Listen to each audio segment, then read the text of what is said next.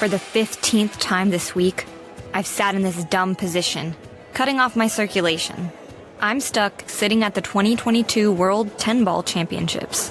I can't even play pool, read these fancy-ass scores, or cheer without getting some kind of eye roll. I'm here to support a friend that's supporting a friend. You know, that backup cheerleader. I've now learned that pool requires library silence to spectate. So I perch myself cross-legged in a Native American position, and I let my right leg overlap my left. And somewhere halfway between this match between Ushan and Fondell, my left leg officially went pins and needles, sleeping. Trained Soul Sister softly plays in the background. And I think it could be worse, but it's definitely not my chosen montage music for this ass-kicking to go down. Now, I don't want to be a drama queen, but if I don't change leg positions, I could literally lose my leg. Tissue in my leg will die due to lack of oxygen and nutrients, which leads to infection and gangrene. Without blood supply, your limbs and extremities become unsalvageable after 6 to 8 hours. This pool tournament lasts 3 days, if all goes well. You know what, I am being a total drama queen, though. I mean, you'd really have to do a good job cutting off circulation to lose a limb. A hell of a lot more than this Indian style. But you know what? I've been thinking. I've been a victim of my own cut-off circulation the majority of my life. The stupidest time was not the first, but it was definitely a moment of retardation. I had to be no greater than 5 years old, and I wanted to join the Cool Kids Club. And you know what cool kids wear? Nah, it's not tie-dye bananas. Well, actually, yes, tie-dye bananas are cool, but that's not the point, and that's not the punchline. Cool kids wear toe rings. Yes, that's it, toe rings. If you're in a small beach community like what I used to live in, toe rings were the in thing, and my little kindergarten self took it upon me to make a beautiful toe ring out of a zip tie. And I latched it on so tight that I gave myself a matching purple end of my toe. Unbeknownst to me, this was not a good thing. I go to show my dad, and he lets out a very good impression of the Homer Simpson scream. Ah! After that, he resorts to calling an ambulance, and they quickly cut it off with a small pair of clipping pliers. I did learn my lesson. No zip ties should be affixed to my body, anywhere. But these are actually very good alternatives to handcuffs. Keep this in mind for your civilian arrest. The next time I do another purposeful version of cutting off my circulation, I was just getting into middle school. And if you're familiar with the past podcast, you might have heard my rant that middle schoolers are the worst. They're the friggin' worst. Tell me I'm wrong and I'll tell you that you are full of shit. What if there wasn't a middle school, you know? Would they still be assholes? It's like that Shakespeare line.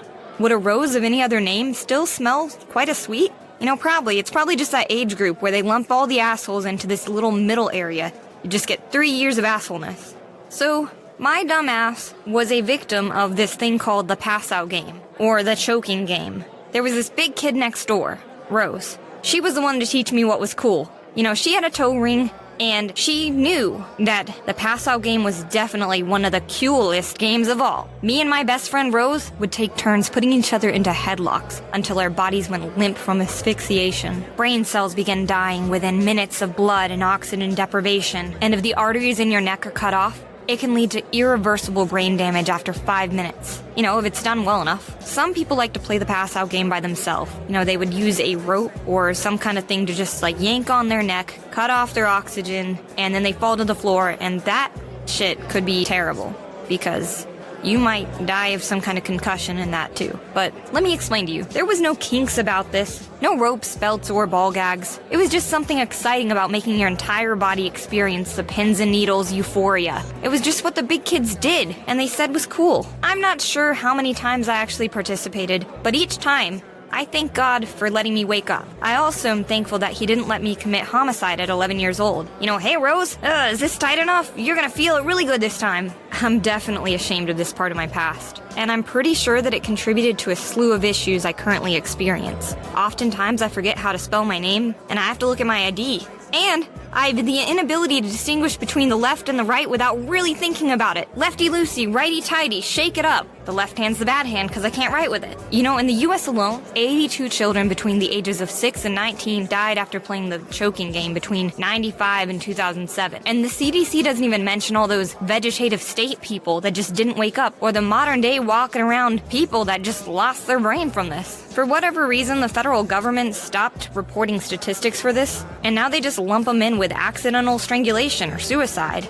We don't know how many kids are just plain dumb because of this. School prevention programs avoid bringing up the game in fear of increasing its popularity. And I get it. Just think of how the DARE program worked out. I mean, didn't we all do a little bit of drugs? I do them now. It was more just like an advertisement that drugs exist. They're cool, especially because they don't want you to do them. I have a 1-year-old. How am I going to prevent her from making the same mistakes that I did? This was no injury pinned upon me. Just like Joe Biden, I did that. My only solution that I can come up with is actually just snooping, looking through the cracks of her door, making sure, questioning, why is your belt there? What's this big kid doing with you? What kind of fun things are you doing these days? And try to create that open, honest communication, and still snooping, because, the kids like to record these weird things. There's so many YouTube videos of these kids playing the choking games by themselves. Haha, it's so funny. I don't know, can we really prevent this? Or do we just hope that our kids are smart enough to treat their body like a temple? If you have any ideas, don't shy away, because it's coming.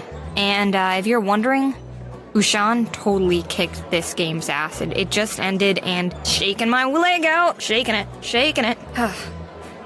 Catch you later.